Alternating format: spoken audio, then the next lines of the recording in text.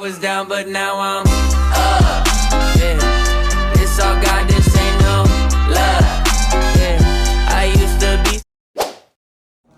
Assalamualaikum warahmatullahi wabarakatuh.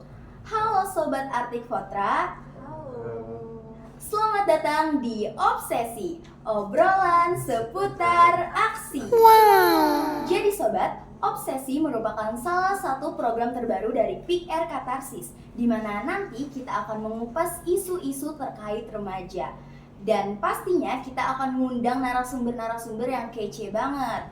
Di obsesi pertama, kita akan mengupas isu terkait pergaulan bebas remaja dengan dua narasumber yang kece banget nih Sobat.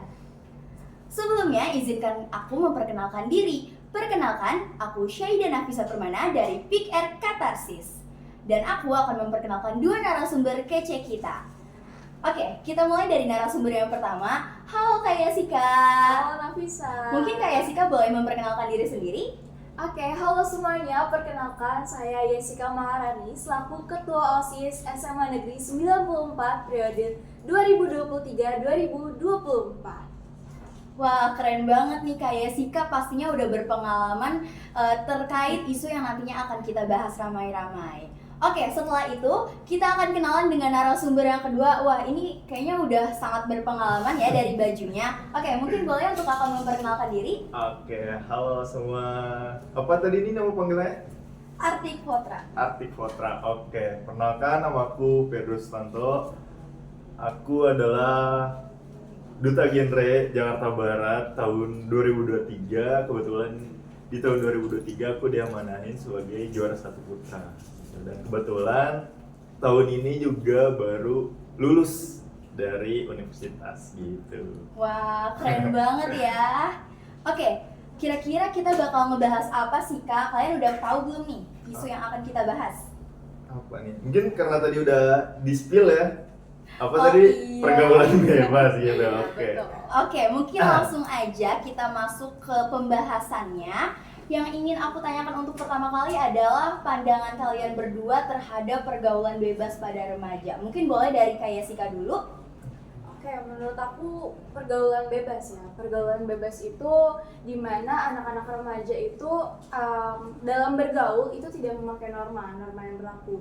Dan mirisnya guys, di kalangan remaja di usia 16-17 tahun itu banyak banget anak-anak yang melakukan pergaulan bebas sampai mengarah ke arah seks bebas gitu. Okur, bener banget nih apa yang udah disampaikan oleh Kak Yesika. Balik lagi ke triad KRR ya teman-teman, kita harus menghindari perilaku-perilaku yang beresiko nantinya. Oke, mungkin kalau dari sudut pandang Kak Pedro sendiri, kayak gimana sih itu? Oke, mungkin pertama sekarang emang marak banget ya pergaulan bebas. Apalagi terutama karena pengaruh sosial media, karena pengaruh lingkungan juga, jadi banyak banget apalagi ketika mereka baru masa puber kayak ingin mencari jati dirinya sehingga kayak gue pengen bebas nih melakukan sesuatu, padahal ada batasan, bener banget tadi ada norma yang harus tetap kita jaga gitu. Oke, sebenarnya hampir 11-12 ya apa yang disampaikan oleh kedua narasumber kita. Mungkin kalau dari Kak Pedro sendiri ada gak sih pengalaman di mana kakak tuh langsung masuk ke dalam pergaulan bebas gitu? Atau mungkin kakak punya teman yang seperti itu? Oke, benar banget.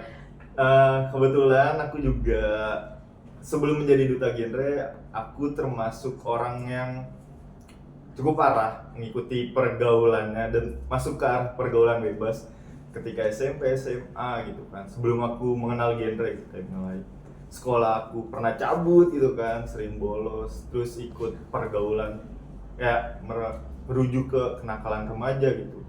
Cuman pada sampai akhirnya aku sadar gitu kayak mau sampai kapan gitu kita melakukan kenakalan tersebut, kayak pergaulan tersebut, kayak sedangkan ada masa depan yang harus kita mulai tata atau mulai kita persiapin gitu. Sampai akhirnya aku ikut pertukaran. Ini mungkin aku sedikit menceritakan perjalanan aku sehingga bisa join ke genre dan pikir ya. Waktu aku ikut pertukaran mahasiswa Merdeka itu, kampus Merdeka, ke Universitas Hasanuddin, kebetulan aku di situ ketemu salah satu teman aku, dia namanya Pule. Nah, dia salah satu orang yang memperkenalkan genre dan pick air gitu. Sedangkan biasanya orang ngelihat background story-nya dia langsung ngejudge. Nah orang bule ini dia nggak ngejudge, tapi dia kayak support kayak ayo nih join aja, dan tanpa ngejudge itu akhirnya aku nyari tahu sendiri kan apa sih pick air gitu kan, apa sih genre, sampai akhirnya di tahun 2023 awal aku join tuh ke pick air Kembangan. Nah di situ mulai itu memperdalam. Titik poinnya adalah ketika aku ikut modulnya workshop tentang kita. Nah itu salah satu poin aku merubah pola pikir gitu. Oke, keren banget ya pengalaman Kak Pedro dari awalnya yang punya pergaulan tidak baik sampai akhirnya bisa join ke genre. Mungkin pertanyaan selanjutnya ini untuk Kak Pedro lagi. Tadi kan Kak Pedro udah cerita ya tentang pengalamannya Kak Pedro. Apa sih yang Kak Pedro rasakan setelah gabung ke Pick Air dan keluar dari hal-hal negatif seperti itu? Oke, tentunya sangat berdampak ya. Karena tujuan awal aku ikut Pick Air dan genre, aku tuh mau jadi orang yang bermanfaat untuk pertemanan sekitar aku. Karena pertemanan sekitar aku lumayan tanda kutip kayak pergaulan bebas gitu lah. Jadi aku mau kayak yaudah nih teman-teman aku kasih share infonya. Jadi kadang kayak nongkrong di warkop atau apa ya aku kasih tahu kayak nggak bagus lah hal kayak gitu. Kayak kita kasih tahu pelan-pelan, karena ketika orang itu dikasih tahu langsung dijudge, pasti orang langsung nggak terima. Jadi kayak tujuan aku itu aku mau berdampak sehingga sampai di titik sekarang genre adalah salah satu organisasi yang merubahku, yang tadinya bukan siapa-siapa sampai sekarang bisa nih diundang gitu kan sebagai narasumber. Karena di genre kita diajarin banyak hal terkait dengan perencanaan masa depan, terus personal branding gitu kan. Jadi banyak banget ilmu yang aku dapetin di genre gitu. Oke. Banget. Kalau Kak, aku boleh nanya nggak nih? Tadi kan menarik banget ya ceritanya Kak Pedro. Aku Oke. mau nanya sama Kakak, kira-kira ada nggak sih Kak tips buat teman-teman juga, buat di luar sana yang lagi nonton video ini, kira-kira Kakak nih yang tadinya basis nih, terus tiba-tiba nggak ada rasa buat minder kalau misalkan teman Kakak ngajak, ayo join genre yuk, tapi kan ada beberapa anak yang masuk ke pergaulan bebas, di antaranya tuh kayak minder, gue mas cuman apaan sih gitu, baca pergaulannya kayak gini gitu, nggak mungkin lah bisa jadi apa-apa gitu. Ada nggak Kak sharing tips buat teman-teman di sana yang lagi nyaksiin mungkin? Oke. Kakaknya Bener banget nih, SMA terkenal dengan basis, betul banget. Aku juga salah satu orang yang ikut basis gitu kan. Jadi mungkin tipsnya cobain aja dulu gitu. Karena yang aku bilang, aku punya salah satu prinsip kayak gini sih. Ini nggak tahu ya prinsipnya, mungkin setiap orang beda-beda. Tapi prinsip hidup aku, nakal itu boleh, tapi karena setiap orang punya kenakalannya masing-masing gitu. Tahu? Ketika udah nakal, jangan bego gitu. Ketika nakal bego ya kita harus tanggung jawab gitu. Jadi kita nggak berhak atas masa lalu orang, kita nggak boleh ngejudge, tapi orang itu berhak atas masa depannya. Jadi join aja dulu ke Pick Air gitu, karena di Pick Air banyak loh orang yang mungkin ngiranya kayak duta genre kayak, wih keren banget nih apa segala macem. Nggak seperti itu gitu. Tapi di genre tuh kita belajar banyak hal. Jadi join aja dulu ke Pick Air Katarsis nih buat teman-teman yang nonton. Karena di Pick Air Katarsis juga kebetulan ada kakak ini yang kebetulan baru selesai pemilihan dan menjadi juara 1 gitu. Jadi gak ada yang tahu gitu kedepannya kita bakalan jadi apa. Yang penting ketika kita belajar atau kita di suatu tempat, tujuan kita untuk belajar ya kita naruh gelas kosong gitu. Karena kita mau mencari ilmunya gitu. Thank you Kak. Iya, sama-sama. Oke, mungkin kalau dari Kak Yesika sendiri ada gak sih pengalaman yang sama dengan Kak Pedro atau mungkin orang-orang di lingkungan sekitar Kakak? Kalau aku ada beberapa, apalagi aku kan sebagai OSIS ya, sebagai OSIS sendiri aku punya tugas sebagai menerapkan norma-norma yang ada di sekolah. Mungkin menurut aku ya selaku OSIS itu anak-anak yang tidak mengikuti aturan-aturan sekolah yang kami tegasin, itu yang kami terapin. Nah, ada beberapa diantaranya di SMA Negeri 94 sendiri yang beberapa tidak mengikuti norma dan mengarah ke pergaulan bebas. Bahkan ada yang notabene ini sekolah tempat berpendidikan tapi melakukan pergaulan bebas di sini, bukan ke arah yang ke sana ya, gitu. Terus gimana sih kita nyikapinnya sebagai OSIS gitu. Nah, saya sendiri nyikapinnya, saya nanamin ke teman-teman saya, ke rekan-rekan saya sama OSIS itu kita dengan melakukan pendekatan, Kak. Jadi kalau misalkan yang biasa disebut basis itu mereka kalau misalkan kita ancam atau kita bilang kalian bakal dihukum ya gitu, itu mereka nggak akan mempan gitu. Jadi benar-benar harus dari pendekatan. Kan ada beberapa anak-anak atau rekan-rekan OSIS juga yang sekolah sama mereka. Kita cari tahu dulu latar belakangnya apa, terus penyebabnya kenapa mereka bisa kayak gitu. Terus nanti kita melakukan pendekatan, misalkan guys ini lagi di sekolah loh gitu. Gimana kalau misalkan kita belajar dulu di sini, kita kan di sini tujuannya belajar gitu, jangan yang aneh-aneh dulu gitu. Nah kalau misalkan nanti mereka tetap gak bisa damai sama diri mereka sendiri atau latar belakang mereka, biasanya kita juga ngarahin mereka untuk ke counseling, ke BK. Atau bisa juga kalau misalkan kalian bingung nih udah masuk terjerat pergaulan bebas, kalian bisa join PIK-R. Di PIK-R ada yang namanya counseling remaja, betul Kak? Betul. Ya betul. Jadi kalau misalkan kalian masih takut kayak saya basis nih, saya punya latar belakang yang kayak gini-gini, kenapa saya bisa jadi basis? Itu kalau misalkan kalian nggak bisa atau segan untuk ngomong ke orang yang lebih tua atau guru BK, kalian bisa ketemu sama kakak-kakak PIK-R-nya yang konseling sebayanya guys. Gitu. Itu sih menurut aku. Oke, mungkin kalau lagi melakukan pendekatan itu ada gak sih Kak kesulitan-kesulitannya? Karena kan biasanya anak-anak sekolah itu pada takut untuk cerita ke guru BK ataupun ke konseling sebaya gitu, karena mereka berpikir rahasia mereka nggak akan aman dan bisa kapan aja dibocorin gitu. Mungkin ketika Kakak menemukan kesulitan itu, gimana sih cara Kakak mengatasi kesulitan tersebut? Oke. Biasanya sih anak-anak tuh akan terbuka kalau misalkan kita memposisikan diri kita sebagai teman dan bukan sebagai OSIS organisasi gitu. Jadi menurut saya ketika ada anak yang sulit untuk bercerita, itu biasanya kita mendekatkan diri sebagai teman. Saya sebagai Jessica lah di sini gitu, teman sekelas lo, setidaknya kalau misalkan lo nggak mau cerita sama OSIS, nggak mau cerita sama anak-anak PIK-R ataupun sama guru BK, lo bisa cerita sama gue gitu. Jadi pendekatannya tuh nggak langsung tiba-tiba ditanya mereka gimana dan kenapa, tapi kita pelan-pelan secara bertahap gitu. Mungkin kita ajak main dia dulu atau kita sekedar ngerjain PR bareng gitu. Lama-lama memupuk rasa yang mereka nyaman untuk bercerita, mereka nyaman untuk berkeluh kesah ke kita gitu.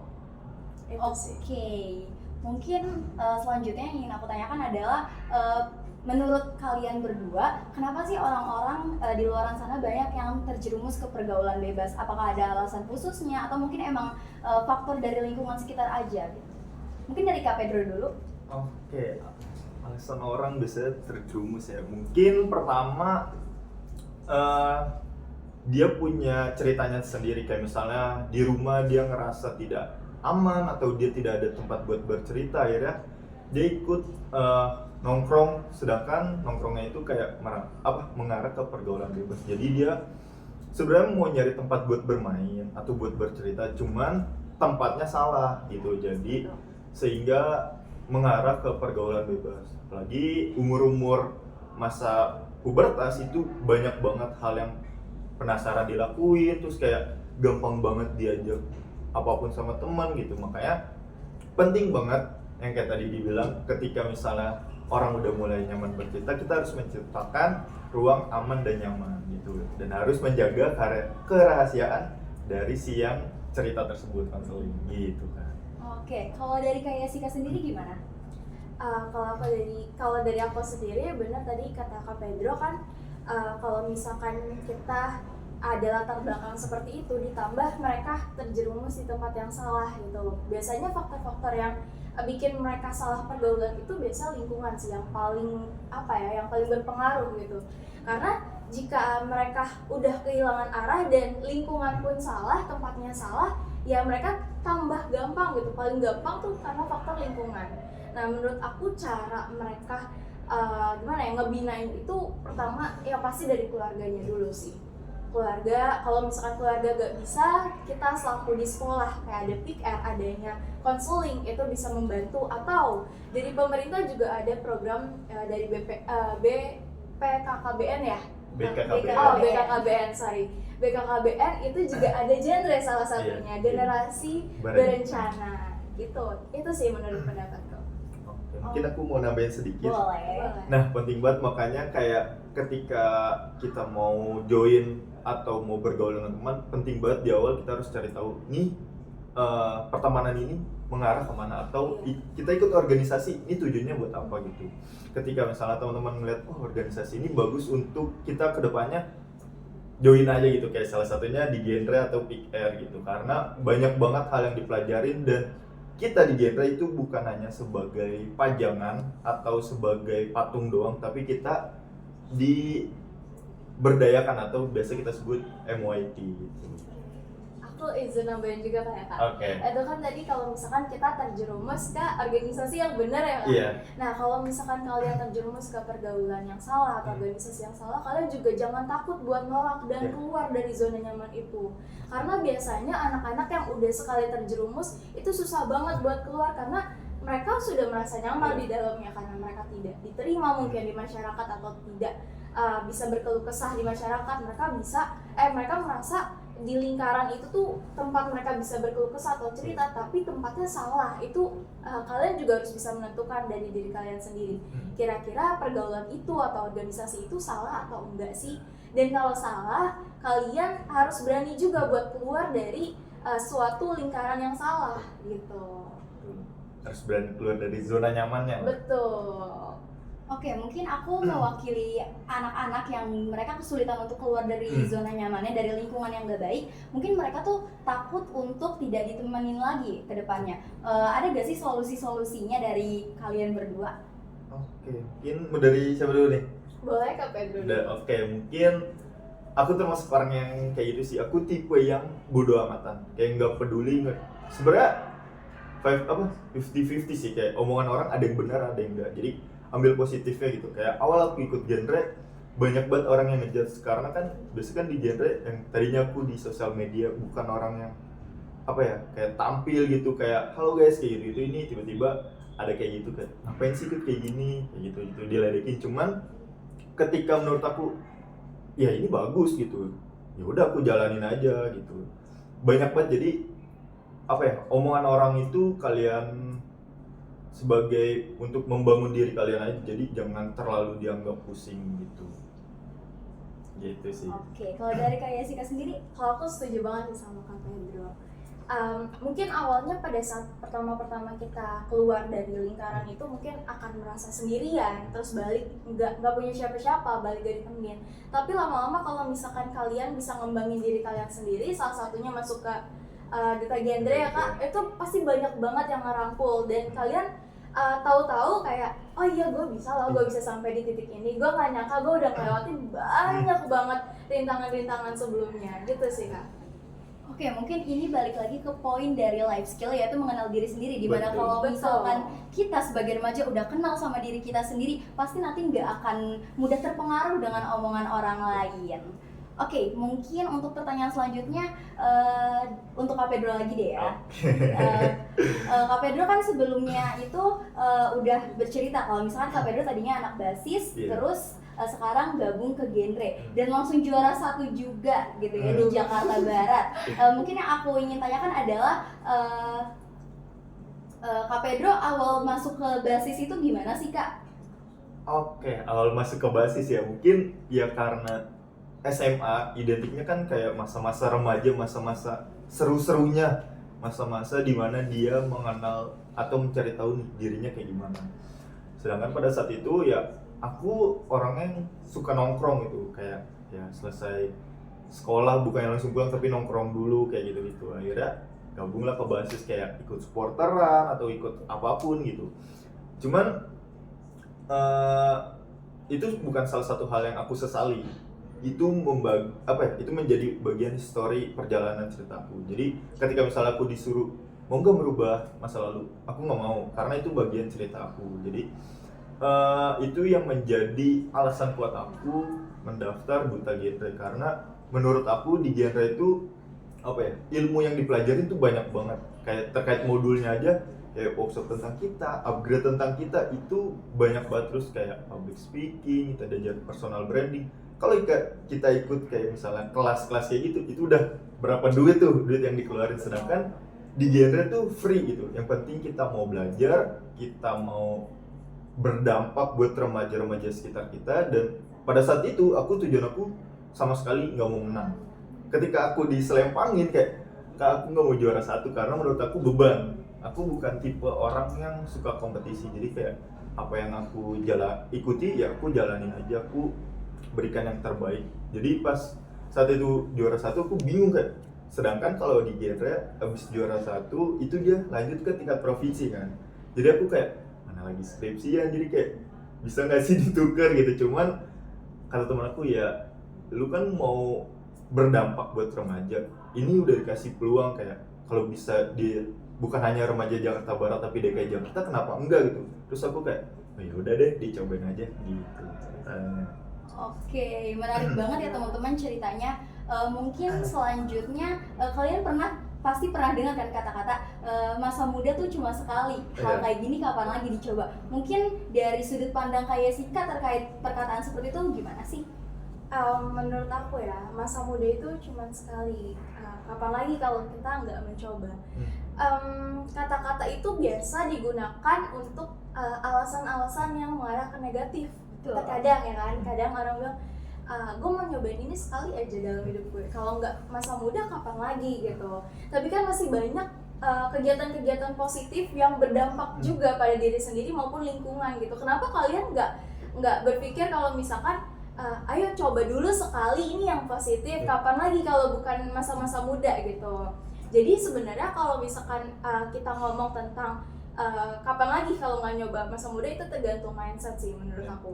Tergantung mindsetnya mau dibawa kemana nih kalimat tersebut gitu.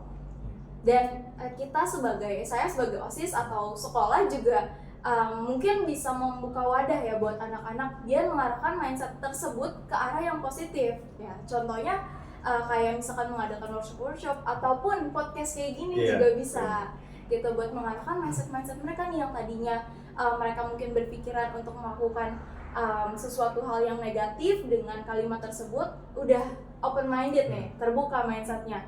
Kalau misalkan mungkin salah satunya join Duta Genre atau join Pick R gitu, kalau misalkan nggak dilakuin waktu muda mau kapan lagi guys gitu. Oke, mungkin kalau dari Kak Pedro ada tambahan kan? Mungkin tambahannya adalah jangan sampai kamu menyesali masa muda kamu. Kayak ya jangan sampai masa muda hancur karena kamu mengikuti hal-hal yang negatif gitu. Kayak sedangkan nantinya kamu bakalan nyesel itu kayak setelah misalnya kayak lulus kuliah atau mau kuliah, kamu ngelihat teman-teman kamu yang udah prestasinya dar gitu kan, udah banyak banget, sedangkan kamu stuck gitu.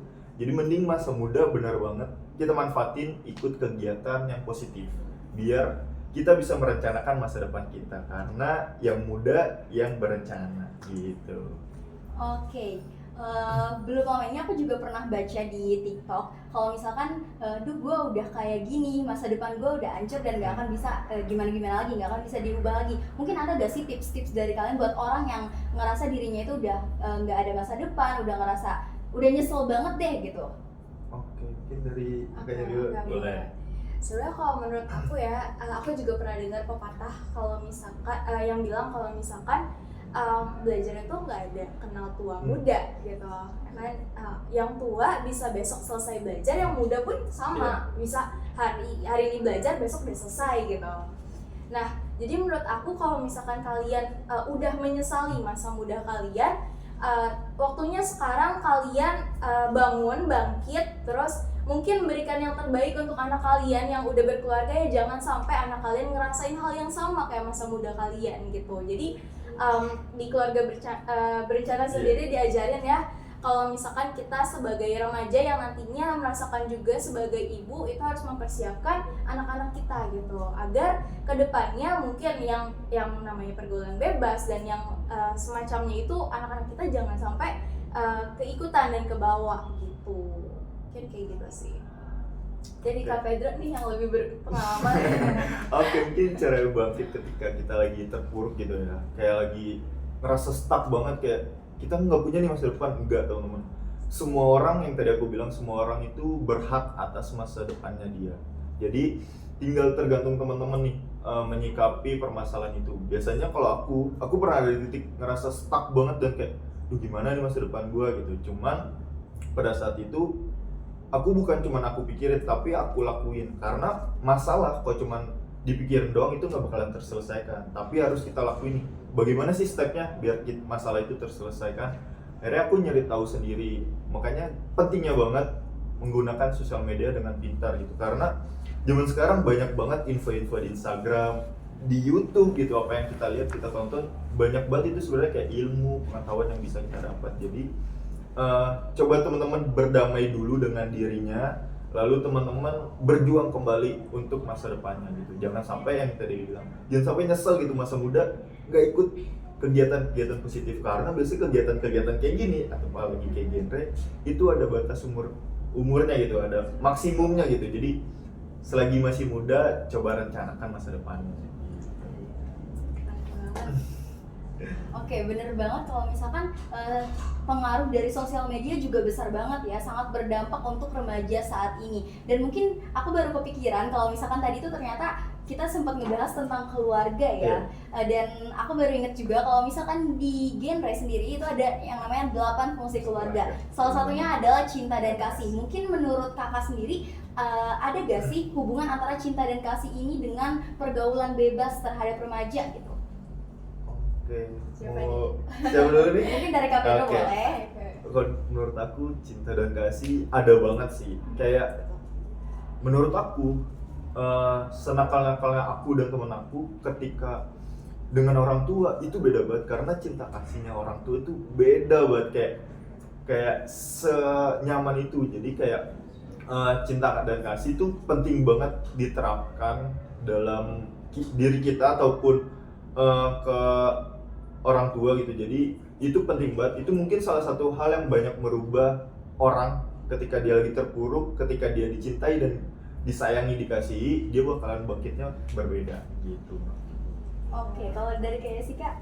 Sama sih, menurut aku penting banget ya adanya cinta kasih dalam keluarga. Apalagi tadi kita bahas pergaulan bebas, dan rata-rata dari yang aku dapat, anak-anak yang melakukan pergaulan bebas itu karena kurangnya cinta kasih dari orang tua gitu. Jadi buat orang tua juga kalau misalkan ada yang nonton ya, penting banget tanamin cinta kasih untuk keluarganya ya. Keluarga nggak cuma dari orang tua ke anak, tapi anak ditumbuhin juga dari anak ke orang tua. Hubungan antar orang tua juga penting banget diadain. Pokoknya penting banget adain cinta kasih dalam keluarga, antar keluarga, baik ibu, suami, istri, ataupun anak ke orang tua gitu.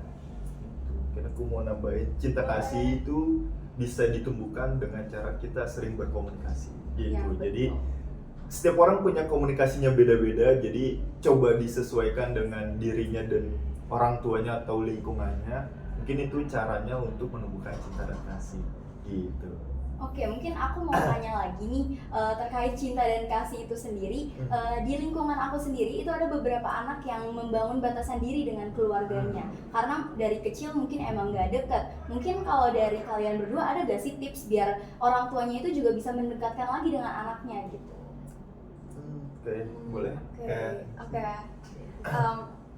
Ini personal stories Oke. sedikit ya. Sebenarnya aku juga salah satu orang yang dari kecil kurang dekat sama orang tua, karena mama basicnya bekerja, dari kecil papa juga bekerja, jadi dua-duanya sama-sama bekerja, terus aku tinggal sama nenek gitu.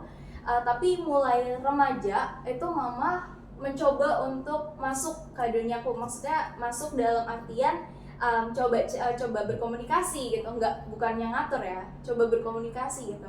Mama juga nerapin kalau misalkan ada sesuatu yang terjadi di aku di kehidupan remaja itu coba diceritakan, apalagi hal-hal yang mengenai pergaulan gitu. Jadi walaupun memang nggak deket sama mama atau sama papa, mama sama papa tetap ngawasin aku gitu. Jadi jangan sampai aku salah pergaulan, dan akunya sendiri juga walaupun jauh dari orang tua, tapi mama sama papa ngedidik kalau misalkan ini loh pergaulan bebas. Banyak juga orang tua kan yang misalkan sibuk bekerja dan ya udah gitu bekerja aja. Mereka ninggalin anaknya ataupun anaknya sama orang lain, tapi mereka tidak memberikan pendidikan yang penting. Kalau misalkan ini loh pergaulan bebas, ini loh pergaulan yang benar. Kalau misalkan ada pergaulan bebas, ini loh cara keluarnya dari lingkaran itu. Ini loh cara biar kita tuh bisa masuk ke pergaulan yang benar. Nah, itu salah satu yang mamaku terapin ke aku gitu. Oke, kalau dari Kak Pedro sendiri? Oke, benar banget. Aku juga sebenarnya termasuk orang yang dulunya tuh jarang banget berkomunikasi dengan orang tua. Mungkin ya kayak stereotip di masyarakat pada umumnya kayak susah banget gitu kan untuk ngebangun atau bisa bercerita dengan orang tua. Sampai mungkin pada titik akhirnya ketika aku mau masuk kuliah itu nggak tahu gimana tiba-tiba tuh orang tua tuh bisa bercerita atau bisa berkomunikasi dengan anaknya, sehingga momen itu aku manfaatin kayak iya ketika misalnya orang tua udah membuka ya aku juga akhirnya coba cerita apapun. Jadi ketika misalnya orang tua sudah membuka dirinya untuk bercerita dengan anaknya, teman-teman jangan kecewain gitu, kayak Iya. teman-teman apapun yang terjadi coba berusaha komunikasikan, coba ceritakan sampai sekarang pun akhirnya apapun kayak hal sepele pun orang tua tuh nanya anak, akhirnya bisa melibatkan anak untuk mengambil suatu keputusan. Biasanya kan orang tua kadang mengambil keputusan ya orang tua aja gitu karena mikirnya anak gue belum ngerti apa-apa nih gitu. Cuman mungkin karena pengaruh sosmed juga gitu kayak apa yang dilihat, jadi orang tua tuh secara nggak langsung mendengarkan anak-anaknya. Dan aku termasuk orang yang gengsi untuk mengungkapkan rasa sayang. Ketika aku join genre dan pikir itu ngebuka pikiran aku, terus ngebuka gimana sih cara sayangnya ke orang tua gitu. Sampai akhirnya ya udah gitu, sesimpel ngucapin ulang tahun aja aku nggak pernah sampai pada saat join pikir dan genre ternyata itu penting banget loh gitu. Hal simpel gitu, mungkin karena cowok ya kayak gengsian, sampai akhirnya yang aku bilang di genre tuh banyak banget ngerubah hidup aku, mulai pendidikan, mulai ke orang tua bisa sedekat sekarang. Jadi kayak genre adalah salah satu organisasi yang banyak banget ngerubahku gitu. Oke, bener banget sih kalau misalkan komunikasi dengan orang tua itu sangat berpengaruh terhadap pergaulan anaknya itu sendiri. Karena biasanya anak-anak yang terjerumus ke dalam pergaulan bebas itu berdasar dari orang tuanya gitu ya, yang tidak bisa berkomunikasi dengan baik ke anak-anaknya. Oke, mungkin ada gak sih pesan-pesan terakhir nih sebelum nanti kita tutup podcastnya? Oke. Udah mau ditutup aja nih. Iya, udah berasa. Oke, nggak berasa ya. Mungkin dari kakak dulu atau Boleh. Pesan aku untuk kalian semua yang nonton ya, mungkin untuk anak remaja sosialku, penting banget buat kalian nerapin atau tahu yang mana sih pergaulan yang bagus untuk kalian dan mana sih pergaulan yang buruk untuk kalian, dan jangan pernah takut untuk keluar dari lingkaran-lingkaran pergaulan yang menurut kalian mungkin dirasa udah nggak benar gitu. Dan masih banyak kok kegiatan-kegiatan positif yang bisa kita lakuin, salah satunya dari PIK, terus ada Duta Genre juga. Dan apa ya, tadi udah dibahas juga kalau misalkan masa muda itu nggak bisa keulang dua kali guys gitu. Jadi benar-benar manfaatin banget kesempatan yang kalian punya saat ini. Dan yang kedua untuk para orang tua nih, mungkin nanti ada beberapa yang nonton, penting banget tadi komunikasi sama anaknya gitu, terutama terus komunikasi dalam keluarga. Bangun dulu.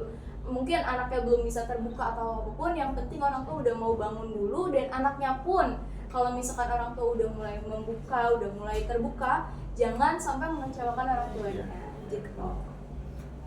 mungkin kalau dari aku pesannya adalah buat remaja atau ya remaja kan usia 10 sampai 24 tahun gitu. Pinter-pinter kalian mencari pergaulan gitu. Jadi jangan sampai pergaulan tersebut adalah justru menjerumuskan kalian ke hal yang negatif. Jadi penting banget teman-teman nyari pergaulan dan jangan gengsi untuk nanya ke teman-teman kayak kalian ikut kegiatan apa sih? Aku boleh tahu nggak sih gitu. Jadi buat teman-teman boleh banget nih join PIKR dan Genre. Mungkin itu adalah salah satu komunitas yang bisa merubah teman-teman gitu, karena banyak hal yang bisa kita pelajari di PIKR dan Genre. Jadi pesan aku benar banget tadi, jangan sampai masa muda kalian itu justru mengarah ke hal negatif, karena masa muda kalian itu cuma sekali, tidak terulang dua kali. Oke, mungkin tadi Kak Pedro ngajak join Genre mulu nih, join PIKR mulu. Tapi sebenarnya gimana sih cara joinnya? Oke, mungkin Aku juga penasaran. mungkin kalau cara joinnya mungkin nanti boleh pantengin banget nih di Instagramnya PIKR Katarsis. Mungkin nanti akan ada oprek atau open recruitment. terkait dengan anggota gitu. Bagaimana sih cara menjadi anggota PIKR? Nah biasanya untuk menjadi genre atau buat gabung ke genre dia harus anggota PIKR-nya dulu. Jadi dia harus join dulu nih ke PIKR, karena di PIKR kita bakalan dikasih tahu nih PIKR itu apa. Kayak PIKR tadi belum dijelasin juga, mungkin PIKR itu adalah Pusat Informasi dan Konseling Remaja. Karena mungkin tadi di awal juga udah dibilang banyak banget remaja mungkin susah nih cerita ke orang yang lebih tua, dia lebih banyak cerita ke teman sebaya. Nah di PIKR sendiri itu ada salah satu fungsinya, itu ada fungsi konseling. Jadi kita menciptakan ruang dan aman dan nyaman buat teman-teman bercerita. Ketika teman-teman udah menjadi anggota PIKR, nah biasanya anggota PIKR itu sering banget dilibatin di genre itu, ada forumnya juga. Jadi misalnya kegiatan workshop tentang kita, upgrade, atau kayak kemarin di Jakarta Barat ada Jambore gitu kan, kegiatan outbound. Itu remaja-remaja PIKR itu datang dan dilibatkan, dan mereka yang tadi aku bilang mereka bukan hanya sebagai pajangan tapi dilibatkan gitu. Jadi buat teman-teman harus banget join ke PIKR. Nanti setelah, biasa itu harus tahun dulu di PIKR, setelah itu baru daftar ke Duta Genre gitu. Nah kebetulan Duta Genre itu ada di seluruh Indonesia, di setiap kabupaten atau kota. Jadi lumayan banget nih pentingnya, jadi relasi kita itu seluruh Indonesia. Jadi kita bisa bergaul dan berteman dengan provinsi lain, jadi kita bisa bertukar cerita dan mendapatkan benefit yang lebih gitu. Pasti abis ini kayak sih kan langsung join. Teman-teman juga jangan lupa buat join ya. Oke, aku mungkin sebelum mengakhiri aku mau ngucapin terima kasih dulu buat kedua narasumber kita yang udah meluangkan waktunya di sore hari ini, dan terima kasih juga untuk teman-teman yang udah nonton podcast ini sampai habis. Oke, mungkin kita terakhir itu lagi ya, obsesi lagi. Oke, gimana tadi obsesi? Boleh. Kalau misalkan nanti aku bilang obsesi, obrolan seputar aksi. Oke. Oke, setelah itu nanti kita say hi. Oke, boleh. Oke. Obsesi, Obrolan seputar aksi. Oke. Bye bye.